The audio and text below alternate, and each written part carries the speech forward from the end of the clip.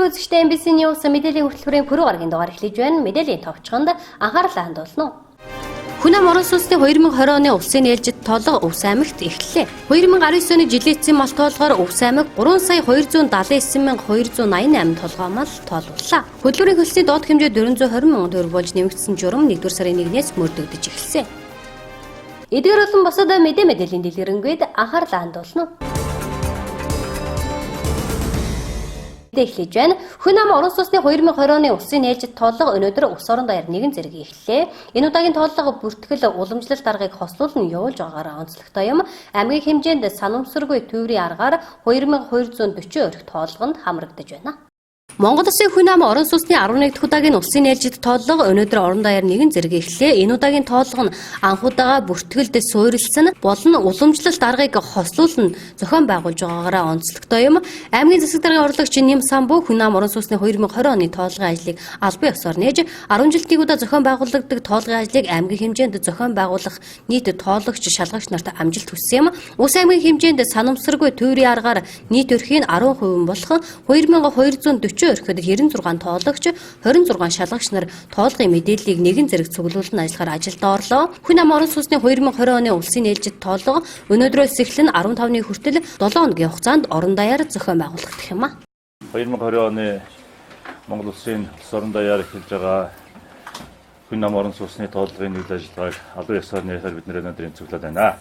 Өвс аймгийн хүн ам маань одоо сүүлийн үед өсөж байгаа. За бид нар бол хүн амынхаа тоолгыг 10 жилд нэг удаа хийдэг. Энэ бол энэ удаагийн тав бидний оролцож байгаа энэ ажил бол бас 11 дахь удаагийн хүн амын тоолго байгаамаа. Энэ ажилдаа бас тав хүнийг маань одоо жил гаруй үлдсэн. Хууль гарснаас хойш бол 17 онд бодлогдсон хуулиас хойш одоо 18, 19 он гэдэг 19 онд бол нэлээдгүй энэ ажлын хэсэг бол идэвхтэй ажилласан гэж бодож байгаа. Тийм болохоор тав их маань одоо ингээд ажилдаа гарахад бол бэлэн бэлтгэгдсэн байгаа гэдэгт бол би бүрэн итгэлтэй байна. Ингээд 2020 онд Монгол Улсын хүн ам орон сууцны тоолгын үйл ажиллагааг Өвс аймагт албан ёсоор эхлүүлэхэд бэлэн болсон байна. Ингээд тав ихнийхээ энэ тоолгын ажилд амжилт хүсье. Монгол орон даяараа бол бас бэлэгшээж одоо ажлын хэсгүүд хуваагдаад тухайн баг бүрийнхээ хамгийн өндөр настангуудтай очиж бас гүндэтгэл үзүүлж тэр бүхнийхээ тэр хүмүүстэй бас одоо 2020 оны энэ 100 дамжсан энэ 10 дамжсан энэ 11 дахь удаагийн тоолгод хамрагдж байгаад нь баяр талархлаа хүргээд бас тэр хүмүүсээс эхэлж байгаа нь бас бэлгшээлтэй байхаа гэж бодож байна. За өнөөдөр Монгол Улсын хэмжээнд хүн ам орон сууцны 2020 оны улсын тоолго орон даяар нэгэн зэрэг эхэлж байна. Энэхүү тоолго маань манай Монгол Улсын 11 дахь удаагийн хүн амын тоолго мөн анх удаа уламжлалт арга бүртгэлийн аргыг одоо хослуулан явуулж байгаагаар бол нэлээдгүй онцлогтой тоолго юм аа. За бүртгэлийн аргаар аймгийн нийт өрх хүн амын мэдээллийг сум багийн төр төвчөөний гишүүд маань өрхийн бүртгэлийн дэвтрээр цуглуулан хүн ам өрхийн мэдээллийн санд одоо мэдээллийг шинжилэн баяжилтуудыг одоо өөрчлөлт баяжилтуудыг оруулж 2019 оны туршид бол ажиллаж бүртгэлийн аргаарах хүн амын тоолгын мэдээллийг бол бүрдүүлж авсан байгаа. За өнөөдөр бид бүхэн 2020 оны 1 сарын 9-өөс 16-ны хүртэлх хугацаанд бол бид бүхэн тоолгын 7 хоногийн хугацаанд уламжлалт аргаар аймгийн нийт өрхийн 10% сонгогдсон 2240 өрхөөс тоолгын асуулгын хуудасаар тоолагч шалгагч нар маань бол мэдээллийг цуглуулж ажиллах юм аа. Энэхүү тоолгод маань бол иргэдийн маань үүрэг оролцоо маш чухал байгаа. Тоолгын хугацаанд тоолгын ажилтнуудыг одоо саадгүй гэртээ нэвтрүүлж мөн тоолгын мэдээллийг үнэн зөв бүрэн гүйцэтгэх өгөх одоо үүрэгтэй байгаа. За энэ мэдээллийг одоо өгснөөрөө Монгол Улсын хөгжилт дэвшил, хүн ам зүйн өнөөгийн байдал, цаашдын чиг хандлага, бодлого хэрэгжилтийн ажлуудад одоо маш үнэтэй хувь нэмрээ иргэдэн маань оруулж байгаамаа. Сүүлийн одоо 70 жилийн түүхийг одоо харуулах үнэт лавлгааг одоо бүрдүүлж байгаагаараа бас өндөр ач холбогдолтой тоолго болж байгаа. Ингээд нийт иргэд та бүхэндээ хүн ам орон сууцны 2020 оны улсын тоолготоос идэвхтэй санаачлагтай оролцоорой гэж та бүхнийг бас уриалж байна. Нэгэн орны түүхийг хамтдаа бүтээж аймгийн хэмжээнд тоолгын ажлыг зохион байгуулж байгаа нийт бүрэлдэхүүндээ ард иргэд та бүхэндээ тоолгын ажилд нь өндөр амжилт хүсье өрөөё. Энэ удаагийн тоолгоор Улаангомс сумаас тойрын аргаар 885 тоолгонд хамрагдаж байгаа бөгөөд Улаангомс суманд 33 тоологч, 8 шалгагч хүн ам орон сүнсний тоолгыг зохион байгуулж байна. 2020 оны хүн ам орон сүнсний тоолгыг тойрын аргаар хамрагдсан тухайн нутаг дэвсгэрээс хамгийн өндөр настай айлаас эхлэж байгаа бөгөөд Увс аймгийн хүн ам орон сүнсний тоолго Улаангомс сумын 7 дугаар багаас тойрын аргаар сонгогдсон 99 настай Баатрын Хужинц болон 5 дугаар багаас төвөрт сонгогдсон 83 настай Эренцэнгийн Загар гоён гэрээс тоолго албан ёсоор эхэлсэн юм. Санамсаргүй тойрын аргаар сонгогдсон айл өрхөдийн өндөр настай буурай нар улсын хэмжээнд явагдаж байгаа түүхэн тоолгонд хамрагдан шинэ 10-ны түүхийн хуудсыг нээж байгаадаа талархсан сэтгэлдээ илэрхийлж байсан юм а. За юуны урд энэ нэвтрүүлгийг үзэн суугаа нутгийн ахын дүүстэй бидэнд шинэ оны мэд гүргэе. Тэгээд манай ээж аав хоёр болохоор насаараа Увс аймгийн Малчин суманд төрж өссөн, насаараа мал малж байгаад өндөр насныхаа тэтгэврт гарсан байгаа. Тэгээд манай ээж энэ жилийн энэ тоолгонд амгийн нэхэнд хамрагч байгаад маш их баяртай байна. Сайхан үжиж байна. Сайхан үжиж байна. За бид нар бас 2020 оны хүн ам орон сүнсний тоолгын ажлыг улсын даяар эхлүүлж байна. Тэгээд бас энэ удаагийн тоолгын ажлыг бас Ахмад уулуудаас эхэлж одоо бэлэгдлээ бодож эхлүүлж байгаа. Тэрний сонгосон ахтандаа ингээд тандас бүгдээ наслж ирүүлэн байх болтугай гэж бас хэлээе. Тамдын периодад эмэт батэрчтаа дука. Таан чиснуудаа эмэнэ. Энэ 19 нона үтж гаргаад 20 нона үтж аваад ийгээд одоо 10 жилд нэг болдог энэ сайхан тоолгоо эхлүүлэн тоолоод эмгэмээ энэ дингээр ирээд яаж яагаад эмгэмээ чинь арай их баяртай байна миний хөвгдөд. За үтгийн хэмжээ ингээ үрт эндэр амжилттай сайхан эрүүлэн гал гэж юм. За аймгийн хэмжээнд энэ хүн ам орон сүнсний 2020 оны улсын тоолго маань баг болгоныхоо одоо өндөр настай буурай нараас энэ хүн ам орон сүнсний тоолгын ажил маань эхэлж байгаа. Ингээд таньдаас энэ тоолгонд сонгогдож бүртгэгдэж байгаадаас баяр хүргэж эрүүл сайн сайхан мөхнийг хүсье өрөөё. Энэ манай үндэсний статистикийн орооны гарын мэдлэгийг та бүхэн таньдаа гартуулъя. Улаангомс сумын 5 дугаар багийн 70 өрх тойрын аргаар хүн ам орон сүнсний 2020 оны тоолгод хамрагдаж байгаа бөгөөд тус багт 3 тоологч, 1 шалгагч тоолгын ажлыг зохион байгуулан явуулж байна. За сайн байцгаана уу. 5 дугаар дээр хүн ам орон сүнсний тоолгонд явж байгаа жин боён өгт оюун цэцэг хүн байна. Тэгээд одоо манай баг дээр бол 70 өрх тоологдож байгаа 3 тоологчтой. Тэгээд эхний юун дээр өрхөөр бол Эренцэнгийн Загар гэдэг энэ айлд ирээд анхны тоолгоо хийж байгаадаа баяртай байна. Өндөр настай манай баг энэ өндөр настай хүн байгаа 83 настай.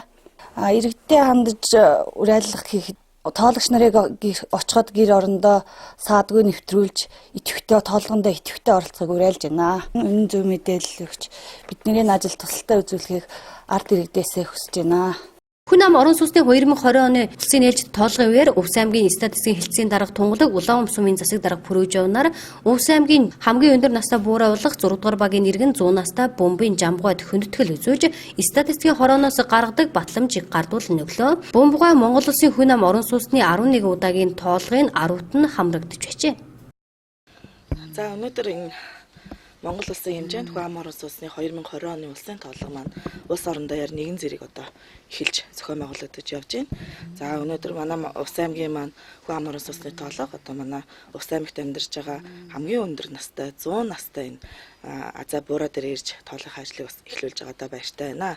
Ингээд энэ буурай маань одоо бомба өгтэй жамба одоо жамбагаа маань 1920 оны 12 сарын 2-нд мэндэлж Монгол улсын хүн амын 649,252 дахь иргэн болж одоо гэрчилсэнийг энэхүү үндэсний статистикийн хорооноос одоо батламж гэрчилгээгээр бас энэ 100 настай азаа бураадаас энийг батламжийг гардуулж өгье.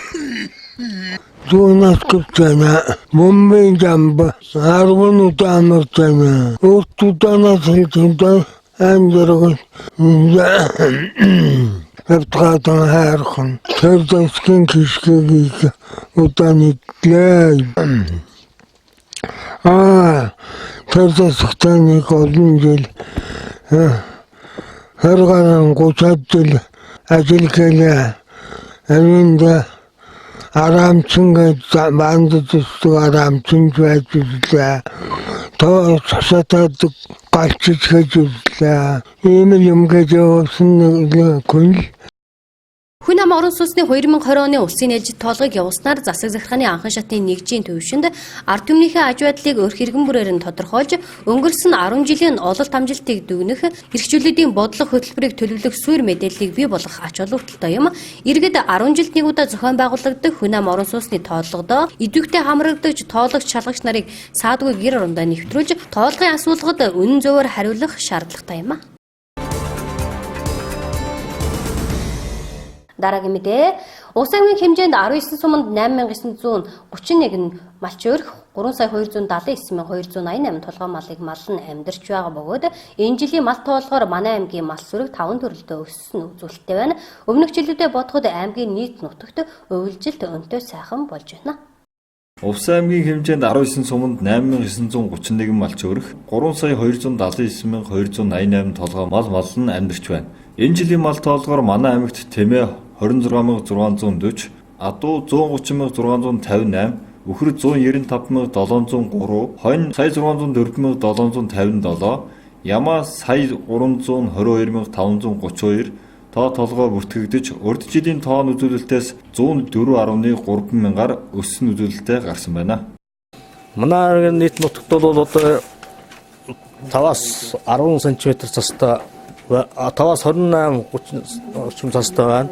Энэ урд ханхугийн энэ тогтгоны шил хайстын шил дагуу арлуугаар яхан цастай 20-30 см цастай. Тэгээд бус нутагт бол үйлжил 5-аас 15 см цастай байна. Энэ судалгаагаар үзвэл Бэхмөрөн сум бас бэлчээрийн даасан уу та энэ зүүн гов Херос малчин цагаан хархан талаараа бол хөндрөх магадaltaй байгаа. Малчтаас мал олдсон мэдээллийг шуурхай авч хууль хяналтын байгууллагад цаг алдалгүй дамжуулах, шийдвэрлэхийн төлөө ажиллах малчны 109 утасны мэдээллийн самбарыг манай аймгийн 19 сумд байрлуулна, малчтад мэдээлэл хүргүүлэн ажиллаж эхлэв байна. Малчинтаа 109 дугаар танд нь малын гаралтай түүхийн эдийн ханш, цаг агарын мэдээ болон малчтад хэрэгтэй мэдээллийг өөрийн телефоны оператор үл харгалзан 8-аас 22 цагийн хооронд үн төлбөргүй авах боломжтой болж байгаа юм а. Күнсгөөд явна сата 109 малчны лавлах утас байгуулна ажиллаж 109 малчны самбар лавлах самбар 19 сумд мэдээллийн самбарыг ажиллуулж одоо програмд оруулж байгаа.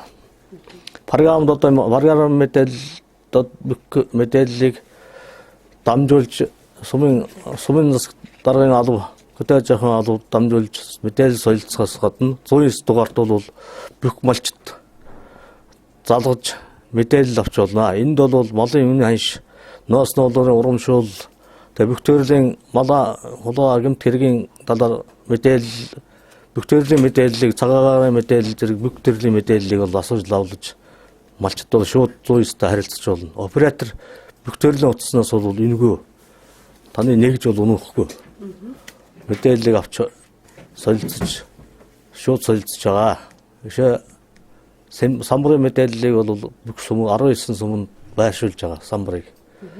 Тэгээд утсаар бол мэдээлэл солилцохоор бол програм гэж байгаа. Програмд шивээл явтал төр мэдээлэлүүд бүгд орно. За тэгээд тэрэнд бол бүх төрлийн малчдын одоо танилцуулга, мэдээлэл, туршлага, зөвлөмж, хууль, зөв мэдээллүүдийг бол бүрэн хэмжээгээр бол цаг алдалгүй бол дуранд тавих хэрэгтэй. Үүнээс малчд бол 109-оор залгаал бүх төрлийн мэдээллийг авна. 109 дугаар нь 2015 оны 11-р сард ажиллаж эхэлсэн байна. Тус лавлах утас нь 2016 оны 9-р сарын байдлаар 7000 гаруй малын хулгайнд зарж 4700 малыг эзэнд нь олж өгсөн үр дүн гарчээ.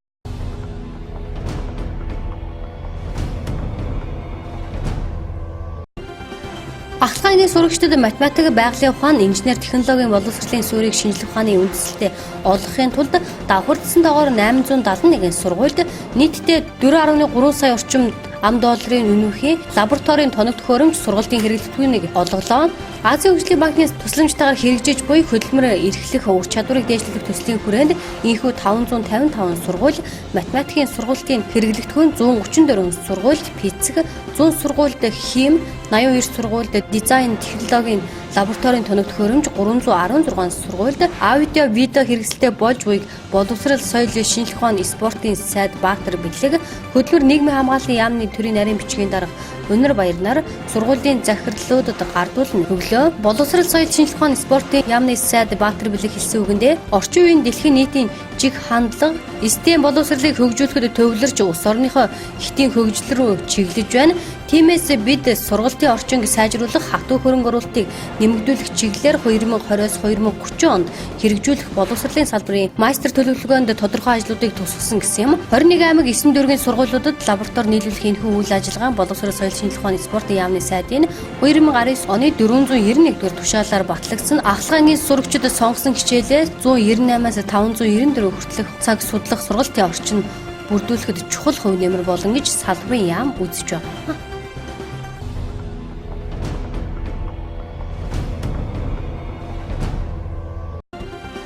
Улсын хурлын чуулганы нэгдсэн уралдаанаар иргэдийн тэтгэврээр барьцаалсан зээлийн төлбөрийг төрөөс нэг удаа төлөх тухай хуулийн төслийн хэлэлцгийг хуралдаанд оролцсон 41 гишүүний 80.5% саналаар дэмжлээ. Ингэснээр маргаашийн чуулганы нэгдсэн уралдаанаар хуулийн төслийн анхны хэлэлц зүйлгээ хийх юм.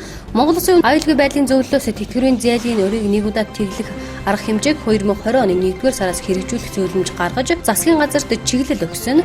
Уг зөвлөмжийг хэрэгжүүлэх зорилгоор Монгол Улсын ерөнхий сайдын захирамжаар иргэдийн тэтгэврээр барьцаалсан зээлийн хүүгийг өрийн дарамтаас чөлөөлөх байгалийн баялагын орлогын өгөөж болох салхитын мөнгө алтны ордны орлогоос нэг удаа төлөх хуулийн төсөл боловсруулах өөр бүхий ажлын хэсгийг байгуулсан юм.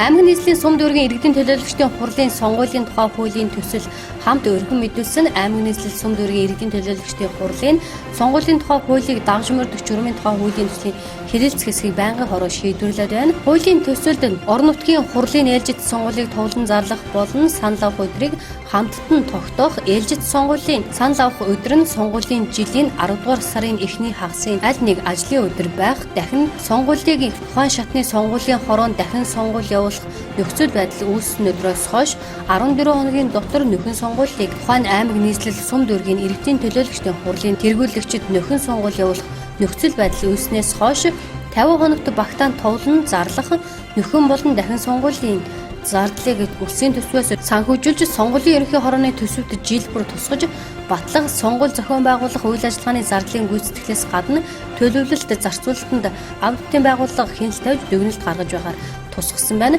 Өмнө нь орон нутгийн хурлын сонгуультай холбоотой гомдол маргаан шийдвэрлэгдэхгүй удах шийдвэрлэгдсэн ч дахин нөхөн сонгуулийг товлон зарлахгүй байх тохиолдол гардаг байдлыг нэг мөр зэгцэлж сонгуулийг товлон зарлах хугацааг наривчлан тодорхойлж хуульд заасны дагуу сонгуулийн товлон зарлаагүй зохион байгуулаагүй этгээдэд оногдуулах хариуцлагыг тусгажээ.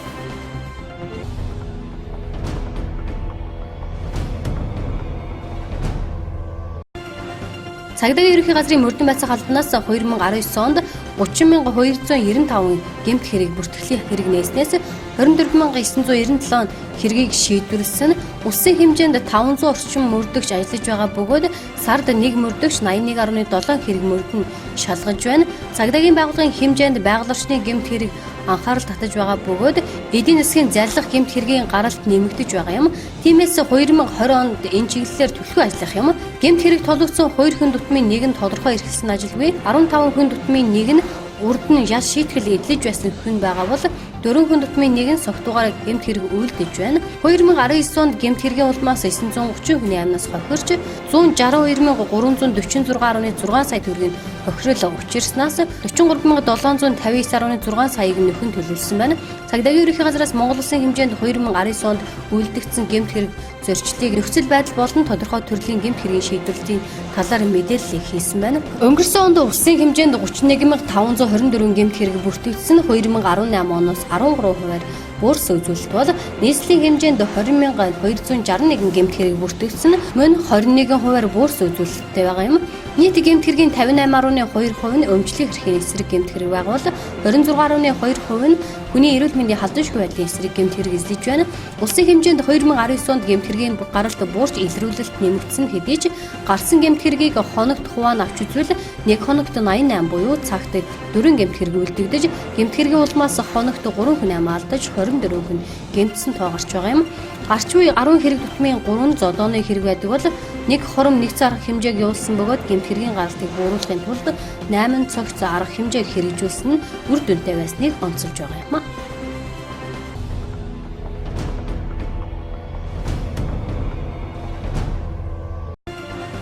Аж ахуйн нэгжүүд 300 саяас 1.5 тэрбум төгрөг хүртэлх орлоготой бол орлогоо тайлагнаад татвараа 10%-аар төлсөний дараа төлсөн татврынхаа 90%-ийг буцаан авах зарчмаар хөнгөлөлт эдлэн 300-аас доош төгрөгийн орлоготой татвар төлөгч нь шууд 1% татвар төлнө. Татварын ерөнхий газрын татвар төлөгчтэй харилцах газрын татварын улсын байцаагч ундрмаа аж ахуйн нэгжүүдийн хувьд та хуульд заасан хугацаанд татвараа төлбөлөд 90%-ийг нь буцаан авах боломжтой. Буцаан авах хугацааг тодорхой зааж өгсөн. Тэгэхээр 1.5 тэрбум төгрөгийн орлоготой аж ахуйн нэгжүүдийн татварын хөнгөлөлтийн буцаан олголт ажлын 40 хоногт шийдвэрлэгдэн буцаан олгогдохоор болсон. Харин бусад хөнгөлөлтийн хувьд 2 дугаар уйлралд багтаан буцаан олголтыг шийдвэрлэхээр тусгагдсан гэсэн юм. Татварын хөнгөлөлтийг эдлэхийн тулд аж ахуйн нэгжүүд заавал цахим татварын системд холбогдсон иргэдэд баримт өгдөг байх ёстой юм.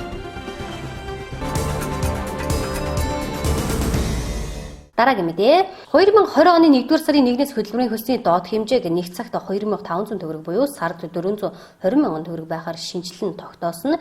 Энэ нь 2019 онд мөрдөж байсан хэмжээнээс 30%-аар нэмэгдсэн үзүүлэлт юм а.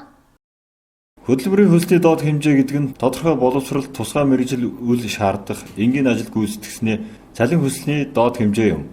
Хөдөлмөрийн хөлсний доод хэмжээний тухай хуулийн 5-ын 4-т заасны дагуу хөдөлмөр нийгмийн зөвшөөрлөлийн үндэсний хорооны тогтоолоор 2020 оны 1-р сарын 1-ээс хөдөлмөрийн хөлсний доод хэмжээ 420 мянга болон нэмэгдлээ.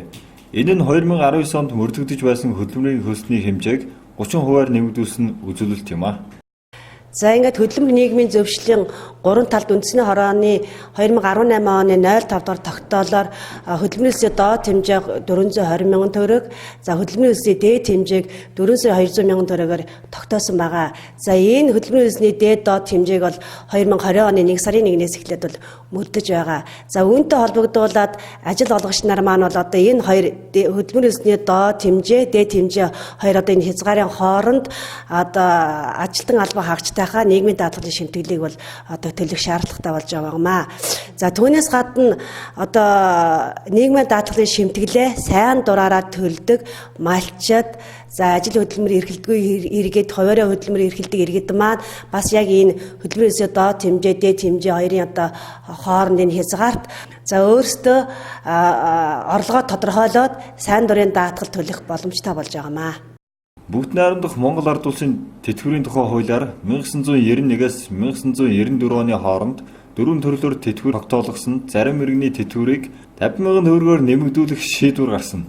Одоогоор эдгээр иргэдийн тэтгэврийн тооцооллыг хийж байгаа бөгөөд холбогдох дээд байгууллагаас албан ёсны зөвшөөрөл ирсэн өдрөөс тэтгэврийн нэмэгдлийг олгож эхлэх юм байна. Бүгд найрамдах Монгол Ард улсын хуулиар 1991-ээс 1994 оны хооронд одоо тэтгэврт гарсан зарим иргэний тэтгэврийг бол нэмэгдүүлж байгаа. За зарим иргэн гэдэг дээр 4 тохиолдолд одоо 50 мянган төгрөгөөр нэмэгдүүлж байгаа. За 1991-ээс 94 онд одоо бүгд найрамдах Монгол Ард улсын хуулиар гарсан бүх иргэнд бол тэтгэвэр нэмэгдүүлэхгүй байгаа. 4 тохиолдолд бол тэтгэврийг 50 мянган төгрөгөөр нэмэгдүүлж байгаа. За нэгдүгээрт нь төрүүлсэн болон 3 хүртэлх настайд нь үржилж авсан хүүхдээ 6-наас хүртэл одоо өсгсөн ээжүүд маань 15 жил ажилласан тохиолдолд 50 настайд бол тэтгэврт гарч байсан тухайн үедээ. За энэ ээжүүдэд бол 50 мянган төгрөгийн нэмэгдлийг бол хийж байгаа. За мөн төрүүлсэн болон 3 хүртэлх настайд нь үржилж авсан хүүхдүүдээ 6-наас хүртэл нь өсгсөн ээжүүд маань 20 жил ажилласан тохиолдолд нас харгалзахгүйгээр мөн тухайн үед тэтгэврт гарч байсан. За энэ ээжүүдэд мөн 50 мянган төгрөгийн нэмэгдэл хийж байгаа. За түүнээс гадна 27 жилээс одоо дээш 27 жилээс доошгүй жил ажилласан эмэгтэйчүүдэд тухайн үед нас харгалзахгүйгээр мөн тэтгэврт гарч байсан. За энэ тохиолдолд бас 50 мянган төгрөгөөр нэмэгдүүлж байгаа тэтгэврийг. За мөн 32 жилээс дээш ажиллаад 55 настайдаа тэтгэврт гарсан эрэгтэйчүүд бас тухайн үед гарч байсан. За энэ эрэгтэйчүүд дээр мөн 50,000 төгрөгийн нэмэгдэл хийж байгаа.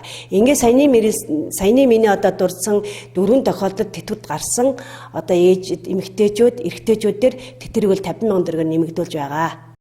Эдгээр иргэдээс 2019 оны 4-р сарын 1-ний өдрийн байдлаар 21.2 иргэн нийгмийн даатгалын сангаас өндөр насны тэтгэвэр авч байгаа бөгөөд эдгээрээс 14.5 буюу 64.4% нь олон хүүхэд төрүүлсэн эхчүүд, 3.8 буюу 17.9% нь 27 жил ажиллана, нас харгалзахгүй тэтгэвэр тогтоолгосон эмэгтэйчүүд, 2.9 буюу 13.7% нь 32 жил ажиллана, 55 наснд хүрсэн эмэгтэйчүүд байгаагаас манай аймагт тэтгэврийн нэмэгдэл олгох 4 төрлөөр 700 гаруй иргэний тэтгэвэр нэмэгдэж байгаа юм а.